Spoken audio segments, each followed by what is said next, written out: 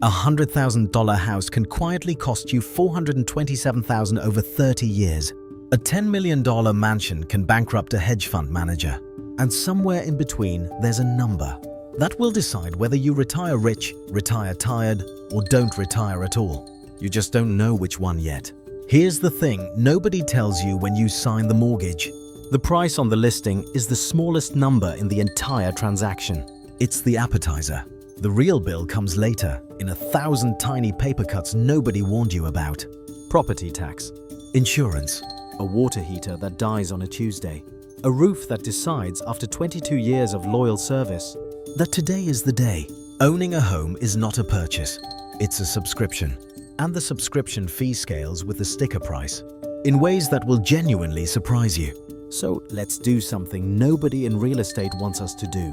Let's rewind the whole American dream and run the actual numbers at every price point from 100 grand to 10 million. Not the fantasy numbers, the real ones. The ones your realtor smiles through, your lender buries in the disclosures, and your future self will scream about at 2 a.m. when the sump pump fails. Spoiler, the middle is where it gets weird. Picture this, it's 1971. The average American home costs about $25,000. Your dad or your granddad, or some guy in a plaid jacket you've seen in old photos, walks into a bank, puts down a modest deposit, and walks out with keys. His mortgage payment is roughly a quarter of his monthly income. He'll pay the thing off before his kids graduate high school. He'll build equity like it's a hobby. He'll retire in that house. That world is gone. Not slowly, not gently, gone. Fast forward to today. The median American home hovers somewhere around $420,000, depending on the month and the mood of the Federal Reserve. Wages haven't kept pace, not even close. In 1971, a house cost about 2 years of the median income. Today, it's closer to 6, sometimes 7. In some cities, 10. And that's before we even open the door. So let's actually open it.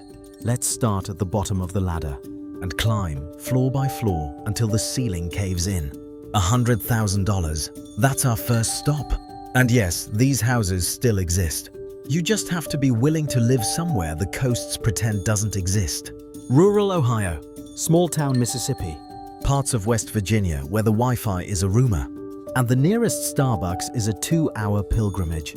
At $100,000 with 10% down and a 7% mortgage rate, you're looking at roughly $600 a month in principal and interest. Sounds cheap, it's not. Add property tax, which averages around 1.1% nationally, but swings wildly by state.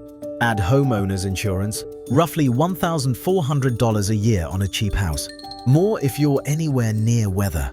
Add PMI, because you didn't put 20% down. Add maintenance, which financial planners estimate at 1% to 4% of your home's value every single year.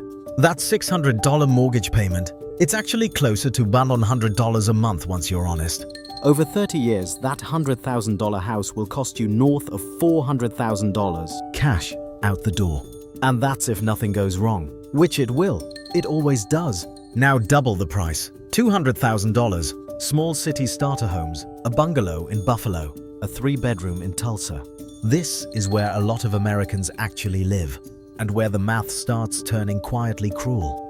At $200,000, everything scales up but doesn't quite double. The mortgage payment climbs to around $1,100. Property tax doubles. Insurance climbs. But here's the twist. Maintenance costs are lumpy, and older, cheaper homes tend to need more of it. Roofs, foundations, HVAC systems that predate the Bush administration. The first one. You're now looking at $1,900 a month minimum. Over 30 years, you'll pay roughly $700,000 for that $200,000 house. And you'll spend a lot of Saturdays at Home Depot pretending you know what a P-trap is. Meanwhile, in a completely different America, someone is buying a $10 million penthouse in Manhattan and calling it a bargain. We'll get there. But first, the middle, the real middle, where most of the pain lives. Enter the $500,000 house, the median-ish American home, the starter home in any city anyone actually wants to live in. And this is where things get dark. At $500,000, the mortgage math turns hostile. 20% down is $100,000 in cash, a number most Americans don't have and won't have. so people put down less. Which triggers PMI, which extends the loan, which means more interest, which means more money. Your monthly nut is now around $3,300 for principal and interest alone. Add property tax at $6,000 a year in a moderate state, more in New Jersey or Illinois.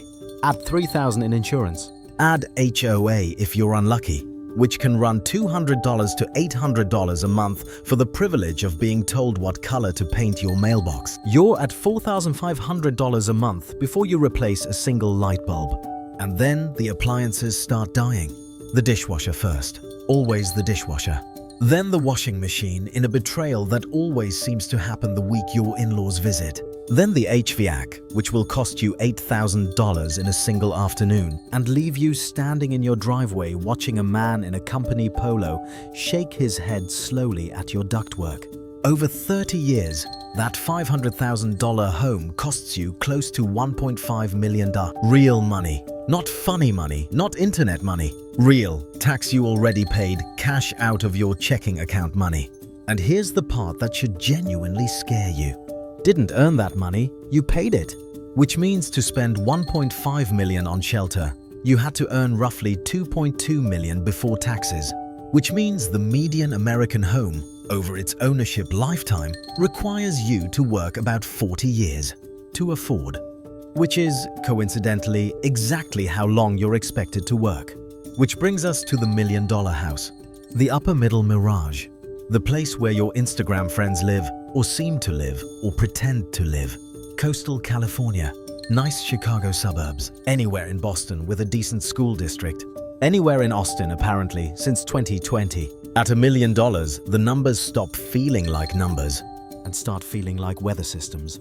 Your mortgage payment cracks $6,500 a month. Property tax alone can hit $15,000 to $25,000 a year, depending on where you are. Insurance climbs because insurers have quietly decided that America is on fire, underwater, or both. Maintenance at 1% to 4% annually means you're setting aside $10,000 to $40,000 a year just to keep the place from collapsing. The people buying these houses are, on paper, rich. 6 figures, sometimes multiple 6 figures. And they are house poor. Genuinely, spiritually, mathematically house poor. They drive 3-year-old Hondas. They pack lunches. They have not been on a vacation that wasn't a wedding since 2019. But here's the twist. The $1 million house, if bought in the right zip code at the right time, appreciates, sometimes wildly. And this is the great American cope. The idea that your house is an investment, that all that money you're pouring in every month is coming back to you someday. Sometimes it is, sometimes it isn't. Sometimes it comes back looking a lot smaller than you remember it going in, especially after you subtract 30 years of interest, taxes, insurance, and every water heater you ever bought. Now, let's really break the model. 2 million, 5 million, 10. At $2 million, you've entered a different economy. The mortgage, if you even have one, is $13,000 a month. Property tax hits $30,000 a year easily. Insurance is a small horror. And maintenance is no longer a spreadsheet line. It's a full-time staff member named Doug, who has a truck with his name on it, and a key to your side gate. At $5 million, you have a pool, which is a hole in the ground you throw $8,000 a year into. You have a lawn that costs more to maintain than most people's rent. You have systems in your house, geothermal, smart home, wine cellar climate control, that require specialists to fix. And specialists don't work weekends without a surcharge that looks like a used car. At $10 million, you are no longer buying a house. You are running a small business. The staff, the insurance, the security, the property taxes that can crack $150,000 a year in Los Angeles or New York, the maintenance budget that has its own accountant, the pool that requires 2 men 3 times a week, the trees. Somebody has to trim the trees. Somebody has to worry about the trees. And here's the part nobody tells you about the $10 million house. It doesn't appreciate the way the $1 million house does. Ultra-luxury real estate is illiquid, taste-driven, and vulnerable. Buyers are scarce. When you want to sell, you might wait a year, 2 years, 3. Meanwhile, the meter is running. $50,000 a month, easy, just to sit there. There's a reason so many trophy homes go into foreclosure. It's the same reason so many yachts do. The purchase price is a fraction of the ownership cost. And the ownership cost is relentless. No pause button, no off switch, no mercy. So what does all this actually mean for you? Sitting there, wondering if you should buy. Here's the honest answer. And it's not the one the housing industry wants you to hear. A house is not primarily an investment. It is shelter with a financial ghost attached. Sometimes the ghost is friendly and hands you money at the end. Sometimes it haunts your bank account for 40 years and disappears into thin air the moment you try to cash out. The math that matters is not the sticker price. It's the true monthly cost, mortgage, tax, insurance, maintenance, opportunity cost of your down payment, and the vacations, investments, and career risks you didn't take because you had to make the payment. That's the real number. And for most Americans, it's roughly double what they think it is when they sign. Here's the deeper truth. The dream you were sold, buy a house, build equity, retire rich, was written in a country that no longer exists. It was written when houses cost 2 years of income and mortgages had 3% interest. It was written when a single earner could support a family and pay off a home before turning 50. That dream didn't die. It got mortgaged. Owning a home can still be the right choice, in the right city, at the right price, at the right time in your life. It's a genuine wealth builder and a source of enormous stability. But it is not automatic. It is not passive. It is not free money. It's the largest, most illiquid, most emotional financial decision you'll ever make, dressed up as a lifestyle choice. The people who win at home ownership are the ones who know the true cost before they sign, who buy less house than the bank offers, who keep an emergency fund the size of their roof, who understand that the sticker price is the appetizer, not the meal. The people who lose are the ones who fall in love with the kitchen and forget to ask what the property tax is. So do the math. All of it. The ugly parts. The parts your realtor skips. The parts that live in the fine print. And the 20-year forecasts. Because a house at any price, from $100,000 to $10 million, is going to cost you far more than the number on the sign. The only question is whether you know that going in, or find out on a Tuesday, standing in your driveway, watching a man in a company polo shake his head at your ductwork. If this broke your brain a little, hit that subscribe button. We do this every week, tearing apart the numbers behind the things you were told to want. Like the video. Share it with the friend who's about to buy a house and hasn't run the actual math. And drop a comment telling me what you paid for your last unexpected home repair. I want to see the damage. Because we're all in this together. And none of us signed up for the water heater. I'll see you in the next one.